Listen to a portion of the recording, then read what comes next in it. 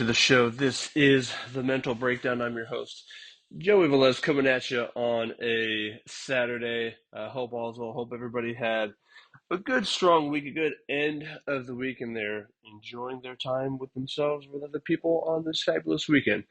Not so fabulous here in Texas, though. It's a little wet outside, so just stuck inside with my dog, just staring out into a pool in the backyard, watching it overflow. But I guess there could be worse things to be doing. And so I think that kind of leads me into gratitude. Something I'm grateful for. I think one thing I'm grateful for is these small moments like this. I think one thing with my dog, like, love him to death, but I don't think I play with him enough. So I think sometimes, there'll be a 5 minute stretch where I'll go grab his rope and we'll play tug of war, and you see him get into it, and you see him get all feisty and excited. And it's moments like that that I appreciate because they're not big events that take a lot of time, a lot of energy, but they're smaller moments that mean just as much as the big moments. So even me just sitting here looking at him stare out my window is something I am grateful for, and I appreciate the fact that one, I have him in my life, but two, that I get to enjoy this life with him also. Um, but today, so one of the topics I wanted to talk about is this idea of the unknown. Um, and it's something you can't really prepare for.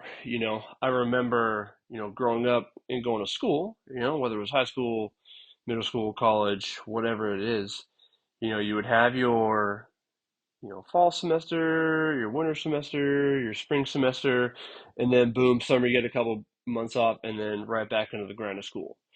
Well, I remember one time in grad school, it was my last semester in grad school, and we had a town hall meeting so everybody can kind of meet with each other, get on the same page before the semester started. And I remember there was a question asked by the person leading our table was like, what are some fears that you have? What are you afraid of? And I remember what popped up for me was this fear of the unknown.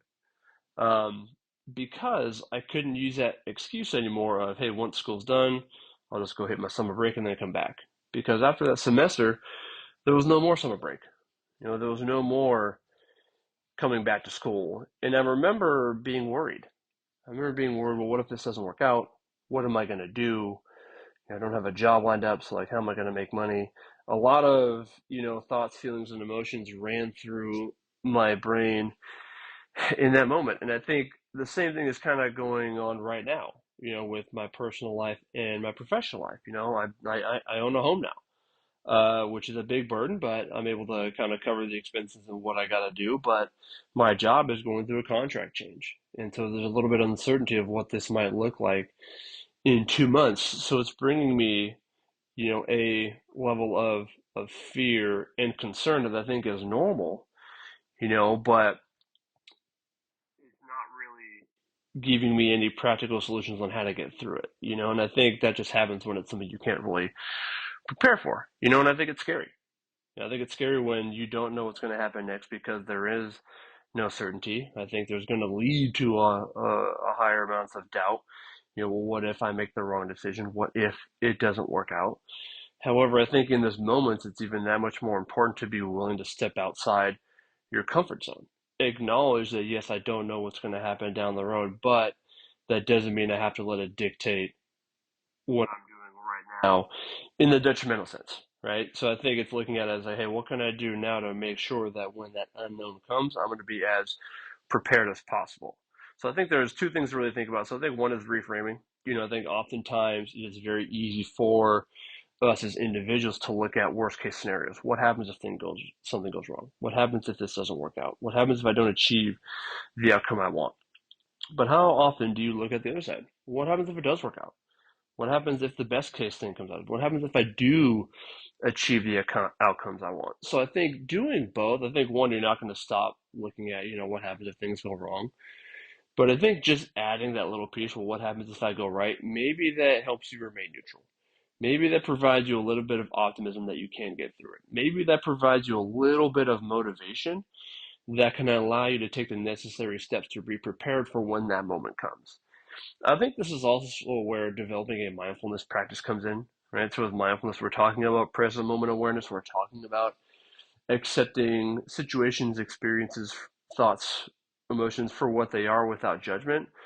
Because I think your mind is going to create a narrative, especially when there's ambiguity, especially when things aren't unclear. It's going to find a way to fill in the gaps.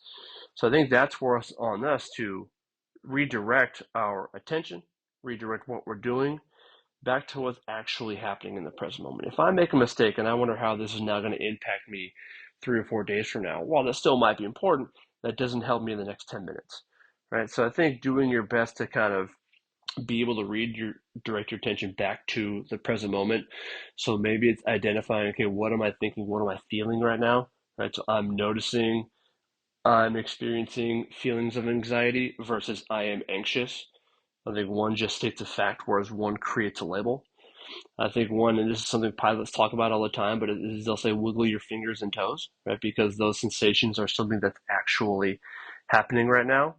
And I think the more we develop a mindfulness practice, the more you're going to see things like being better able to process information, having greater control of the emotions I experience, not eliminating them, but not letting them take over my thoughts or my behavior, having greater life satisfaction because I'm able to live and enjoy the experience that I'm in more fully, making less mistakes because my attention's where it needs to be, but then also being able to increase my attentional capacity and flexibility to switch my attention to where I feel like it needs to go in that particular moment.